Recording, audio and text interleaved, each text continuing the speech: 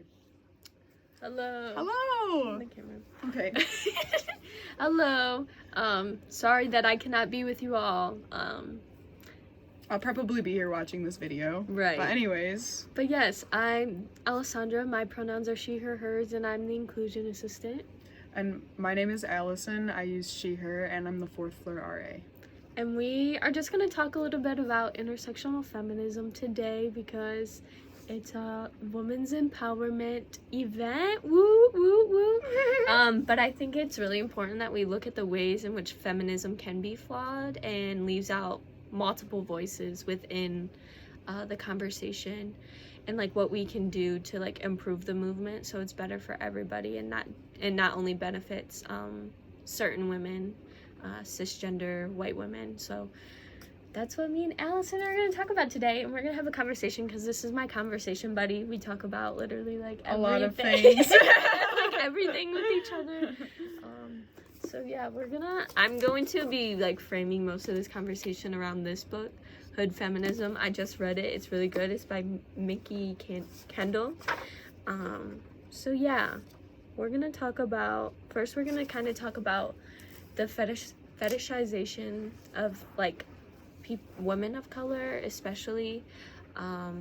We thought this was an important topic because of what happened last week.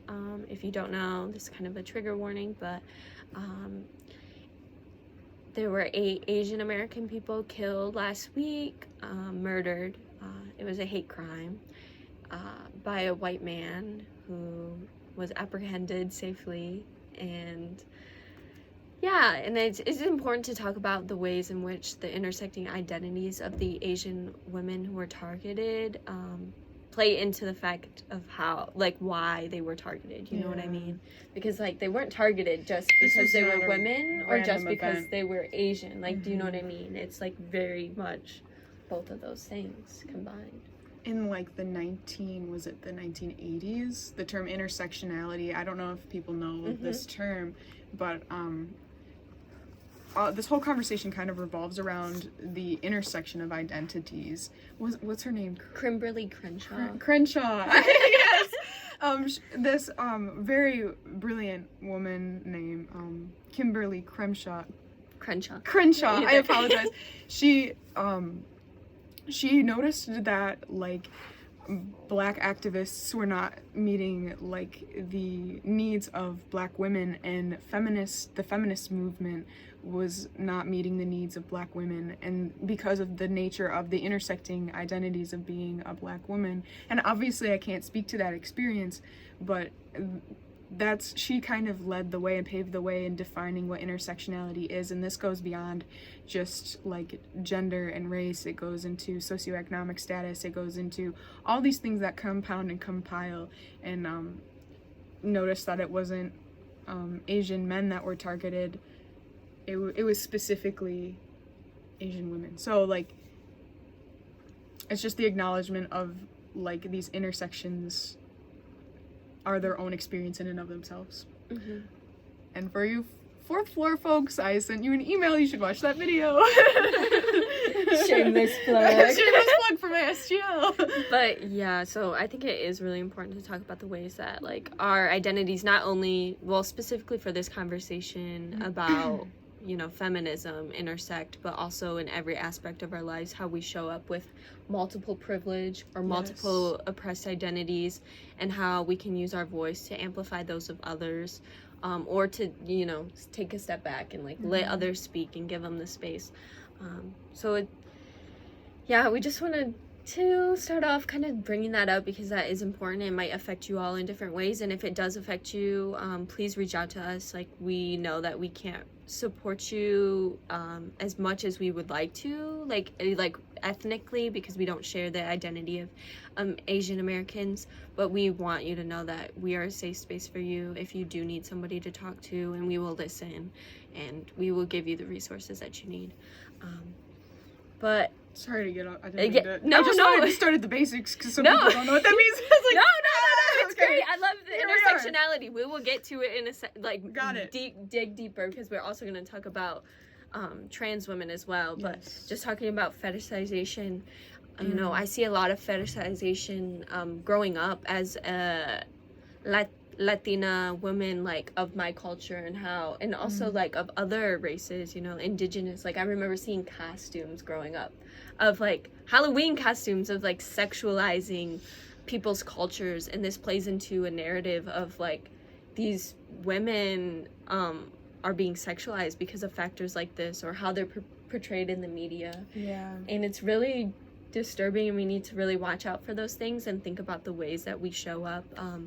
I know it's not, I know it's supposed to be like a joke, but it really isn't. It's like stereotypical. But for me, I've experienced a lot of people, you know, calling me spicy, or like being like, oh, she's so foreign, exotic, when I really was born here. And I just, you know, it's just like some things we just like really need to watch what we say, and like how that can be received on the other end, because it really is about intent versus impact. And yeah, and like how those narratives that we push, like, oh, spicy Latino or something like that, or like narratives about Asian women, you know, that's why they were murdered, is because this man had a fetishization towards Asian women, and he was so-called trying to, like, you know, stop his like sexual desire for them, is his claim to why he murdered them. So I guess like, I was unaware of that fact. Yeah, I was like, how does this all tie together? And now I'm like, I'm sorry, but it's effed up. Okay. Yeah, and Will definitely put a big trigger warning on this whole video, so like, if you do need to step away or just like take some time to recollect, please do. But, and also, sorry if we laugh a little bit. We laugh because we are like anxious, angry, Laughter uncomfortable. Means a lot of things. Yeah. It's none of this is funny. No. I don't want that to be misconstrued. It's just like, just like, what the fuck? When shit hits the fan, I start to laugh. And not because it's good, but because it's like, what else do I do? If I didn't laugh, I'd probably cry. Honestly. But yeah, so that's like our first topic that we wanted to talk about, and just let y'all ponder on that as well. I know Marin's gonna lead y'all through some like dialogue after this, so you can talk about the ways that you feel about the different things that we discussed during this video. The second we wanted to talk about also plays in the fetishization of women of color, is talking about missing and murdered Indigenous women. It's something that we don't talk about at all, I feel like, ever, and at least on my like feeds, or, you know, I only see certain people posting about it, and it's really like on TikTok they're always there, but like nowhere else, I think. And also not really acknowledging the significant rate at which like Native American women freaking vanish, like disappear, are gone, are murdered, are just found. And the lack of like care to like find these women, or the lack of care to like figure out what happened to them and hold people accountable, is very triggering, because it's not only for Indigenous women. There are so many women that get murdered, especially women of color, that get murdered and go missing, that nobody cares about, nobody cares to find who did it. And that's really scary. There's like two pieces to that. Like, there's the targeting, and then there's also the perpetuation of like, you know, the reaction. So like the targeting of these specific identities, and then also like the reaction to it. Like, people aren't prioritizing these communities, and people are also targeting these communities like simultaneously. It's like kind of a double-edged terribleness, like but it's all kind of fueled by societal, and in my brain I feel like the same society that's ignoring them is also destroying them, and it's like I don't know if that thought was even going anywhere, but I'm just kind of thinking out loud. Sorry. And that's what happens, like, when you think about these things. It's like, I'm just like, oh, my brain. No, yeah. I wish I would have brought some statistics on that, because they are staggering. I don't want to try to quote anything about it, like, without a source. No, I'm not good at math. I just know that this shit happens, and I see it on my feed, and I see women's faces. Disproportionate. And, like, I feel like this is a good conversation to have, especially since we, at least on my feeds and everything, right now, with, like, the not all men and talking about sexual assault and aggression, I think that if we want to be feminists, like we do have to see like how these issues and also other issues like housing, gun violence, poverty affect BIPOC women more than just white women do experience these things. I'm not trying to take away from that, but I'm also trying to say because of the systems that are in place, BIPOC women, trans women experience these at much larger rates than white women. And I think, I don't know, okay, this may seem like a little bit childish, but like, I liked the analogy of like the Skittles. Do you know what I mean? Where it's like, not all men, but it's like, what if I had a bowl of Skittles and I told you that like 6 of them are poisonous, but it's a whole bowl of Skittles. So eat them. So like, they're a whole bowl of Skittles. Like, not all Skittles are poisonous, just you just have a little chance of dying. Like, you're gonna be wary of all the Skittles I'm handing you, and also like, why the hell are you telling me not to be afraid of these Skittles when like 7 of them are poison? Are you crazy? So it's like, not only, I mean, a lot of women understand immediately, like, oh my gosh, we're always thinking, like, where's my way out, you know? But there's layers to that, like, and as being, like, cis, white, there's things that I don't understand and don't worry about on a regular basis that other people do. Or, like, do you know what I mean? Like, I don't worry about the police. Mm-hmm. That's not on my radar. Right. Like, well, now it is, but like, right. Not something I think about quite regularly. Right, because we know how bad police can be. But when I'm pulled over, I don't worry about my safety. Right. So, like, when people say not all police, maybe this is a touchy subject for a lot of people, but I don't think there's much to be touchy about. There are so many Black women that get murdered that aren't talked about as much as other people as well, so... I mean, it is a subject that we need to talk about if we're going to talk about feminism. I just like being careful about, like, when people get very upset about generalizations. Obviously, you don't mean all men. I'm dating a man, and I love him very much. Obviously, not all men are going to do this. Obviously, but there's a reason why people act the way they do. Mm-hmm. Yeah. Just to give context to that, like, keep that in your mind when someone makes a statement. Like, try to orient yourself in that perspective. Yeah, and I think, like, I mean, nobody ever said, like, all men are bad. Like, nobody ever said that. Like, do you know what I mean? Which, like, I think that's just, like, something that they're perpetuating onto this movement to, like, try to, like, take away from what women have to say.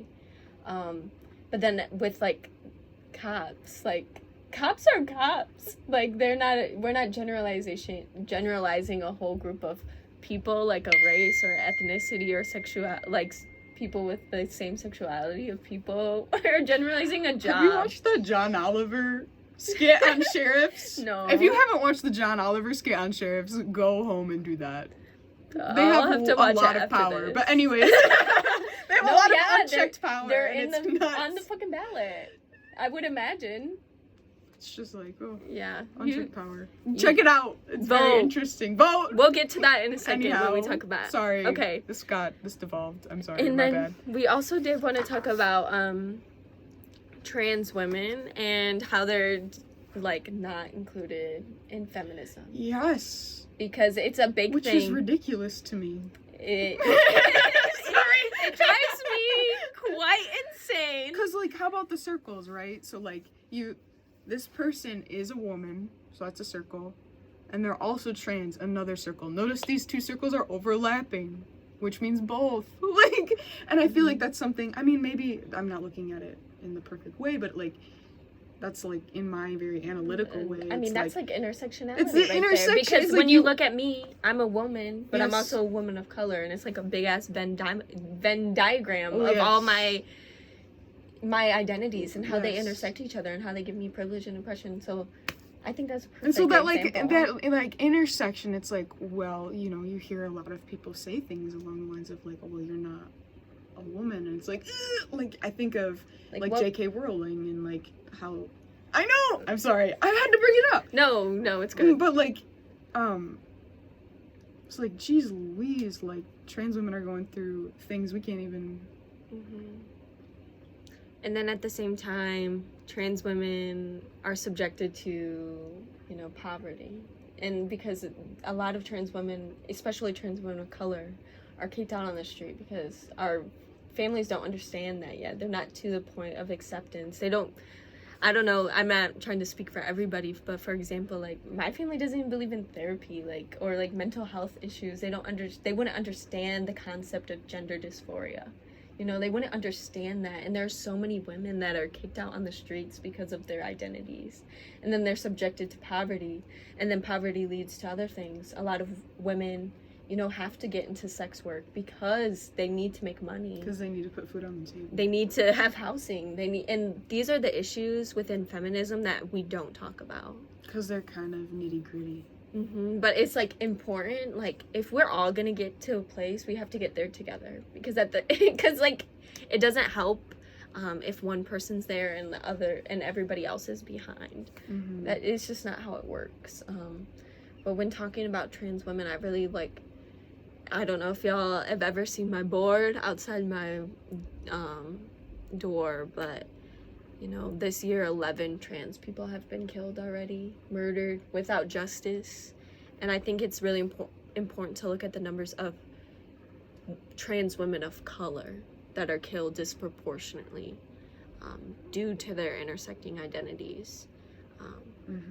And there are so many other things that trans women have to go through, other than just being worried for their damn lives about, like, you know, am I going to be able to put food on the table today, or am I going to get, you know, murdered? I saw something about even just basic things, like going through the airport. Yeah. Like, depending on how you identify, like, trans women, or, like,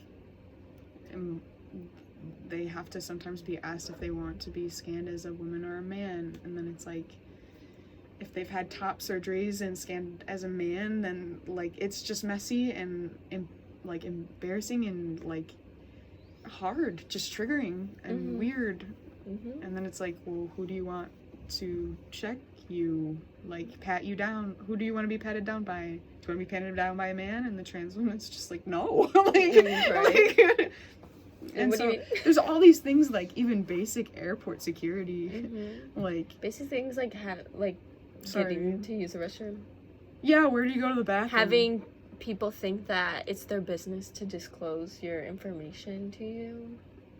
That's like a big one that I've been thinking about as a cisgender person. Is just like the demand to know from cisgender people, like, someone's identity. It's really just like blows my mind, because if you're not having like sexual intercourse with a person, it really doesn't matter. That's none of my business. Like, you look like under your clothes. It really isn't. But it's like, people are just like, okay, but I need to know this information. And if you don't tell someone that information, it's like you're lying to them. And like, I just think that's like, I can't. We just have a weird complex with that kind of stuff in America, I feel like. Who cares? I don't know. Anyway. Well, no, I mean, that's an issue we should care about. I just mean, like, who cares about? No. Do you get what I'm saying? I don't mean to. Okay. Like, see, I just want to clarify, because we're trying to say you shouldn't care. You shouldn't care what's under people's clothes. Unless you are having sexual intercourse with them. Then it's like, y'all have to be on the same page about, you know, things. Consent. Right. Exactly. Which is really important to a feminist issue. So, you know, it all comes full circle, and I think that's an important part of, like, what I'm taking away from this conversation is, like, everything goes into each other. It's cyclical.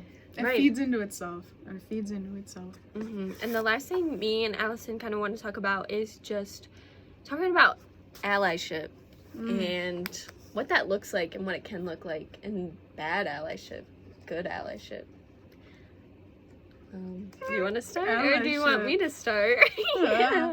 Allyship does not mean going out and speaking the loudest. Like, I know that's pretty probably rich coming from me talking on this right now. But I have asked Allison to come here to have a conversation with me. She was like, really? Talk about allyship. I'm like, yeah, this is contradicting. But, and ally doesn't talk the loudest, and it's honestly super uncomfortable to be an ally, but you're doing it for all the right reasons. Like, it means asking people what they mean by something. It means, like, really tuning into how people are feeling. Like, if you're uncomfortable, I'm like, why didn't you say that? Like, you know? Mhm. And it's uncomfortable and it's hard, but it's the right thing to do. And but when you think about your uncomfortableness, because like I think about my uncomfortableness, sorry to cut you off, go with for like it. This was an you know, intro like conversation. the areas I'm privileged, just imagine how uncomfortable people are living every single life with their identities and being approached by white people or by people with privileged identities and being oppressed by them. So like when you think about your uncomfortability, you need to like push it away into change, because like, you're you not can as just uncomfortable. imagine. They're more uncomfortable than you are, right? Right. And So that's the one thing where I'm like, all right, here we go. I just gotta do it. We're just gonna rip this Band-Aid off. Like, and I've, you know, sometimes that just means like noticing your friends uncomfortable around a guy. Like you see, a common example might be like at a bar, and that's another thing is like they don't owe you anything. You stand up for someone that's just doing the right thing. That should be a given. They don't owe you anything. They like, I think that there's like some expectation that if you, and like don't be like a savior also too. It's just like, this is bare minimum, is just standing up and For human rights. just standing up just for other people. Yeah. Like I've had people in my life stand up for me, and like, yeah, it's just something we should expect of each other and perpetuate and normalize. And yeah, it's not like an ally isn't the person who comes forward and says like, as an ally of this community, which you can hear. I mean, I've heard. I but hear it all. But that feels really weird for me to talk about, because No, here like, I am talking about it. like, say it, like, I'm Like, not, you don't, the biggest thing, like, I took from one of my mentors, Tim Patma, is this concept of self-allyship, and how damaging it is, really, to marginalized groups of people.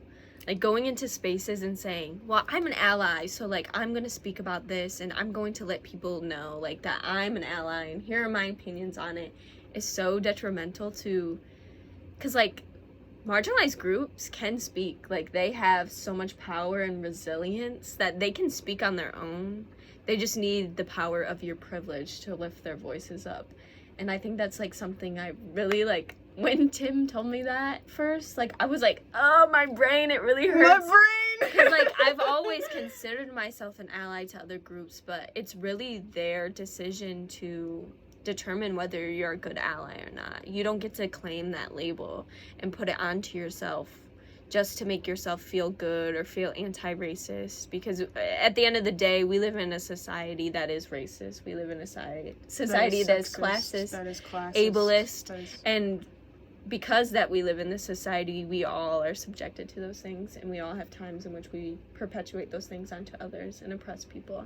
So it's important to let people of those marginalized groups, you know, bring you into their space and, you know, listen and let you listen to them. That's a privilege to, you know, be in those spaces and let them listen to you. And I think that's a big thing about allyship that I wanted to talk about. Listening louder than you're speaking, definitely. I remember at the Black Lives Matter March this year in fall semester, I was like walking and I saw this, you know, white man, and his voice was just really loud to me.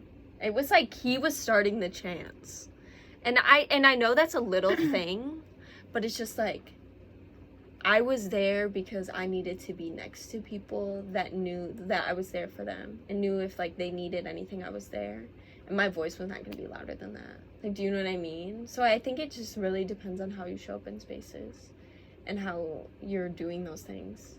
And that's like a little example, but like it doesn't sit right with people.